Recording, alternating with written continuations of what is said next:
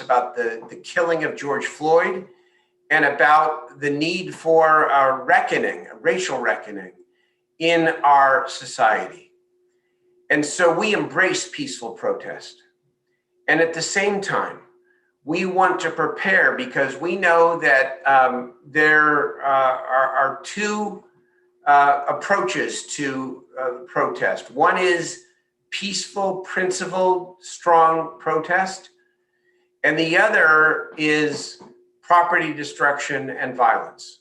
The former we support, we respect, and we uphold. The latter we do not.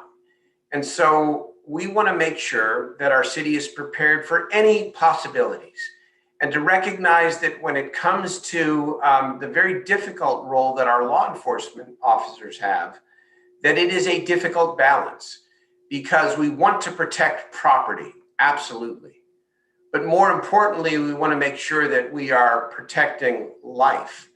And so it is a judgment call, and it's sometimes a judgment call in the moment, whether or not the police intervene in the moment to arrest people who may be engaged in vandalism. And the judgment call, of course, depends on the severity of what is going on. And so there is no cookie cutter formula here. We have a very good police chief and a good police department. And we want to just have these discussions as a city council and yes, as a community before the potential protest to begin and say loud and clear, we uphold peaceful protest. And we are a capital city. We're the center of public policy making, not just in the state, but in the country. But at the same time, we are going to be very clear that we do not accept and will not tolerate anyone who comes to our city or lives within our city who is bent on destroying property or even more seriously, hurting people. And so that's it. I know that there were a lot of requests to hear from city officials. And so I just thought I would get on the Zoom here with you and tell you what the reason for our meeting, which lasted about 45 minutes, and how we are thinking about our preparation for potential events ahead. We know of no specific protest plans. We know there was a protest last night. We have no specific threats that we are responding to, but we have lived through this, our community, not just after George Floyd's killing, but after the election here in November with the weekly activity downtown with the Proud Boys and others. And so we want to be prepared because we think that gives us the best chance to respect and uphold the people who come out to make sure their voice is heard and at the same time protect people and protect property as well. Thank you. All right, we've got two questions in the queue. First up is Rowena. Hi, Rowena.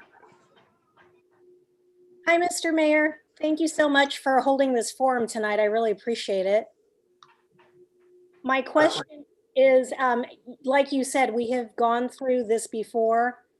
We've been on the ground with the police. And is it going to be similar, Mayor, to last time where if it need be, will the National Guard be on hand? Have they been notified already? Is that something that it may go in that direction again? Well, I hope, and we hope that the National Guard is not necessary. That is certainly a last resort. And yet, we want to be fully prepared for any possibilities because it is our role and our job, frankly, our obligation to both protect the peaceful protesters and also to protect our larger community, our neighborhoods, our business corridors, and our police officers. And so we have a balance to strike here. And the National Guard, to me, is a last resort. I do know that, these situations are very difficult. I reflect back to last June, and We all sign up for the criticism from all ends, but some folks said we didn't intervene with the National Guard soon enough. And others said we should have never called upon the National Guard. And I get that. This is a balance. These are judgment calls. And hopefully that isn't necessary. And we just want to be prepared. And we want to strike the right balance between protecting and upholding peaceful protesters and also protecting the safety of all of the people in our city. Next up is Chris from Cap Radio, and then Teresa from SACB. Hey, Mayor, how's it going? Two quick questions. One, what sparked this emergency meeting? And two, was there anything actually concrete that came out of the meeting?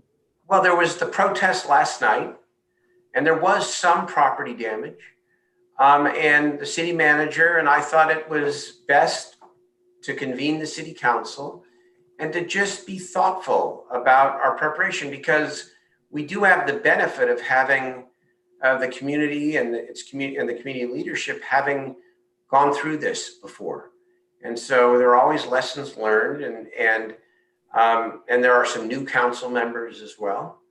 And we thought it was important just to begin having a discussion, and that's all that it was. All right, Teresa Clift. Hi, Mayor.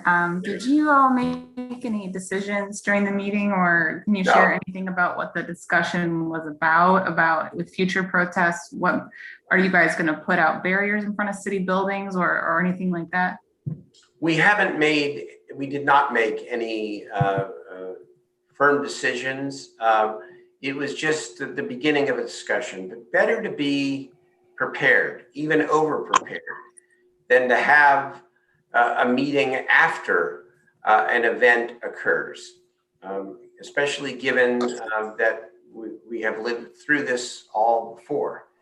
And these are tense times in our country, and yes, in our community. I will say, if I might editorialize for a moment, that, you know, I'm proud of the stands that the city is taking here. We are putting forward progressive police reforms that have the potential actually to bring people together. When you look at the Department of Community Response, when you look at the introduction of our new Inspector General just yesterday to independently review any serious accusations of misconduct involving death or serious injury to a resident by the police, when you look at the Police Commission recommendations that we heard yesterday and that we plan to vote on in the next couple of weeks, our city is moving forward in a smart way. I respect, and we respect, the very difficult role that our police officers play in our community. And I think they do, by and large, they do a great job. And yet these issues are national in nature. We've also experienced the issues, the controversies, and the problems in our own community.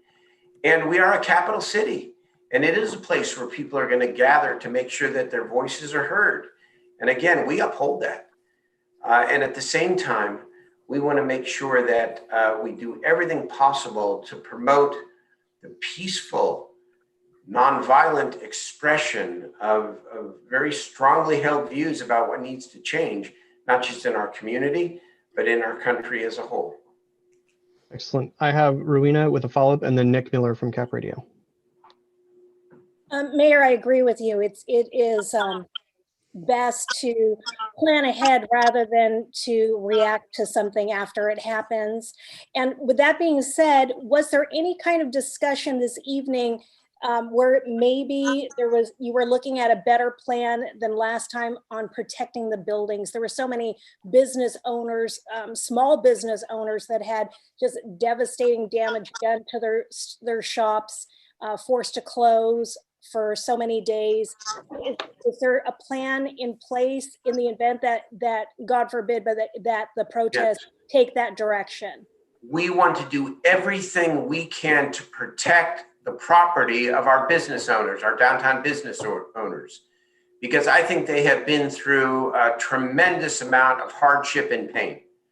both the coronavirus and the damage that occurred after the George Floyd killing. So we are very, very aware of that, very sensitive to that. I want to do everything we can to protect them.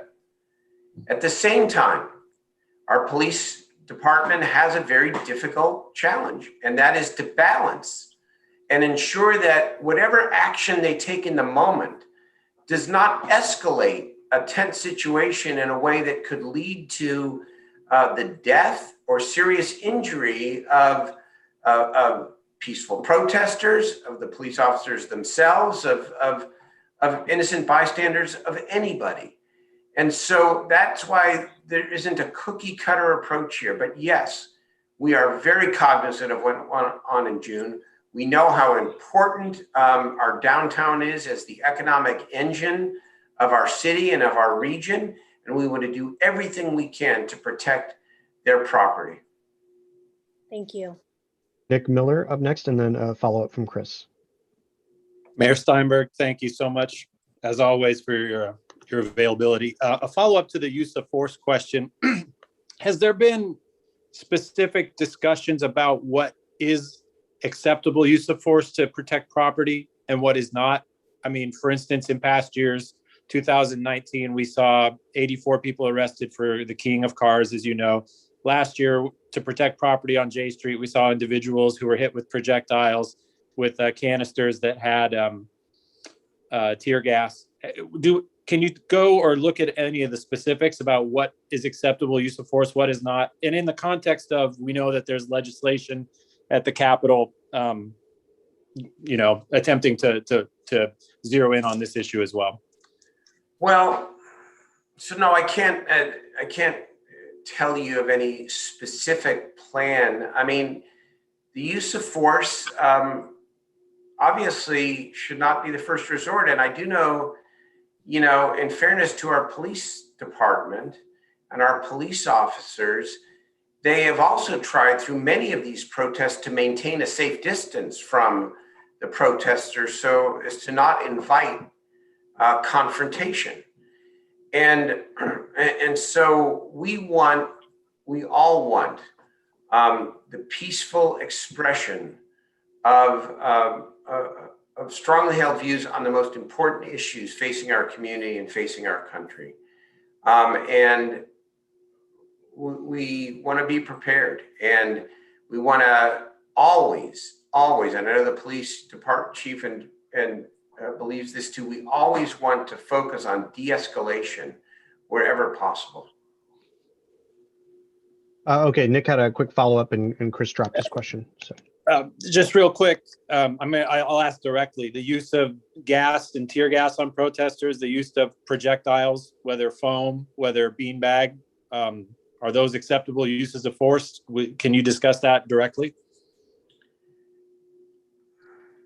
They ought to be a very last resort. I mean, only if, they ought to be a very last resort. Everything ought to be focused on de-escalation, maintaining distance, not provoking. And this is where the dilemma comes in with regard to the property question asked by Rowena, because do the police intervene directly when there is a graffiti or what one consider minor vandalism if the risk is that it will lead to some sort of a physical confrontation of any kind? This is the balance here. And we want to, I think, tell the public that there is a balance. And certainly the use of any kind of force ought to be the last resort, not the first resort. Thanks, okay, Chris now has a follow-up question. To follow up on Nick's questions about police and use of force during protests, obviously you face criticism, City Manager Howard Chan as well as and Police Chief Daniel Hahn as well. In regards to police use of force, specifically at some of these protests, a lot of activists and organizers say that the violence from some of these protests only come when police show up in some of these riot gears, donning some of the less lethal weapons that Nick described. Was there any conversation tonight or prior to maybe pull back some of that in the future, knowing that some of the things that may be coming up in the Chauvin case, Sunday's police killing in Minneapolis, things like that? Is there any discussion about pulling back some of the showing of police when these protests are happening? Well, first of all, the police, well, let me step back for just a moment. The police should always, and I believe in most cases, most every case they do, keep their distance from people who are protesting peacefully. I do not buy the premise. I'm sorry. I mean, I support all the use of force reforms that the police commission brought forward yesterday, including making deadly force a last resort. But I do not believe that the property destruction that our downtown businesses experienced after the George Floyd killing was the result of police being present. I don't buy it. That's an excuse, and it's not right. Property destruction is not right. Now, you know, people make the false, they try to put us in a box to make a false choice between property destruction or violence to individuals. They're both wrong. Obviously, violence and injury or death to an individual is worse, but they're still both wrong. And so what we say is that protest peacefully, protest with urgency, protest with strength, but destruction of any kind, vandalism of any kind, property destruction of any kind, physical violence of any kind is not what we want in our city. Thank you. Okay, so Chris, you had a quick follow-up, and then I have Joe from ABC 10, and then Rowena from Fox again. Yeah, so I guess back to Nick's point on when the acceptable use of force at these protests, then does property damage mean that it's okay in any way for, I guess, just going back off of last summer's protests after George Floyd's death, for some of these projectiles being used against protesters? It's back to Nick's question: is the damage to property okay for that? Each of these incidents and allegations are being investigated by our Office of Public Safety Accountability, and you will know, and the public deserves to know what the actual findings and what the actual truth of some of those allegations are about what led to that. And again, the dilemma is more often than not expressed in the opposite way, which is that the property owners downtown wanted more aggressive action by the police department. That's what they wanted. And the police department, I think, actually showed significant amount of restraint in not intervening in situations where they could have.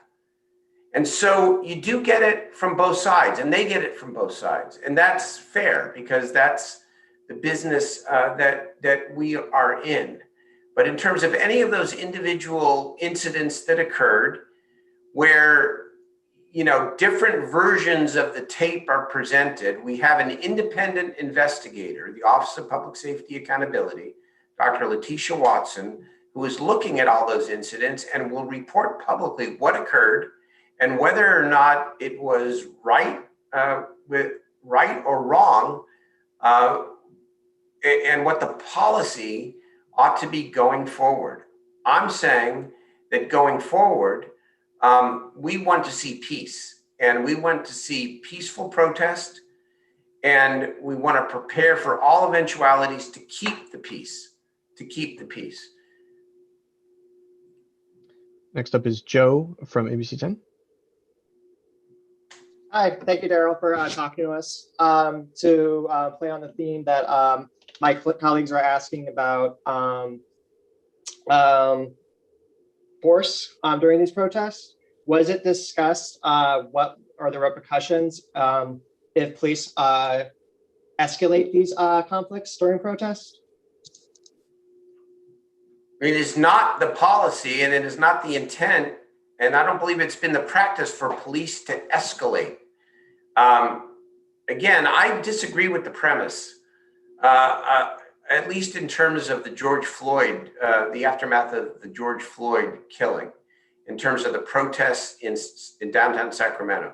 There were many people that came out and peacefully protested to express their outrage at the killing of George Floyd. But there were some people who either came to town or from Sacramento who came to destroy businesses. And I respect and uphold the former, and we draw a line when it comes to the latter. But even when it comes to the latter, the police department did not escalate. In fact, the business community was frustrated that they didn't escalate. And so there you have it. And I want to make sure that we are, again, prepared, that the emphasis is on nonviolence, and that we do everything we can to not escalate, and to enable, to allow, to respect, to uphold those who may come out over the next couple of weeks, who want to have their voices heard about the events in Minneapolis and what we should be doing in our community. Okay, I have a question from Rowena again. Mary Lynn? I was just gonna say this will be the last one, okay? Because we don't have that much we can share specifically, and it's now just being parsed 10 jillion ways. So so this will be the last one, okay, guys? Have a good night. Go ahead. Myself. Okay, I'm here. Mayor, like you had said, some of the business owners were hoping that maybe police might have taken a quicker action the last time around. So maybe it wouldn't have gotten as bad, the vandalism, had they stepped in. And the way that I look at it is, if someone broke, a big, the front glass to a business on a regular Wednesday, it wasn't during any protest time, police saw it, they would take them into custody or do what they had to do. So these protests, no matter how emotional they are, that shouldn't change police having to do their basic job, right? Now, let me take a little bit of issue with the premise of the question. If the police see an individual in the middle of the day breaking the law, they can enforce the law. The difference with these protests is that there are hundreds of people gathered at one time. And so the balance is this. And you see, even in the very good press availability today, in the questions, that even reporters ask the question from very different perspectives. One perspective is that the police escalate. And the other perspective is that the police are not doing enough. And people in our community have very different points of view about how we as a city should deal with these very difficult and sensitive issues. And I'm not a guy that ever sits on the fence. I have very strong points of view on all these policy issues, and I express them. But it is a balance when it comes to how law enforcement should deal with the escalation of a protest that is no longer peaceful. Because you're right, the property owners say, many of them say, intervene right away and arrest people on the spot. And then the critics of the police, and even the police themselves, say there is a real risk in intervening too quickly, because to intervene too quickly with massive numbers of people could actually result in people getting hurt or killed. You know, we saw this. Well, I'm going to leave it. I'm going to leave it there because I think that explains the dilemma. So we're going to be thoughtful. We're going to be balanced. We're going to work together. We're going to communicate. We're going to learn some lessons from our prior experiences, and we're going to do everything we can to keep the peace here and seek justice. Thank you, Mr. Mayor. Thank you Thank so you much all. for your time. Appreciate it. Thank you all very much. Appreciate it. Bye-bye. Have a good night. Bye. Thank you, everyone. Mary Lynn.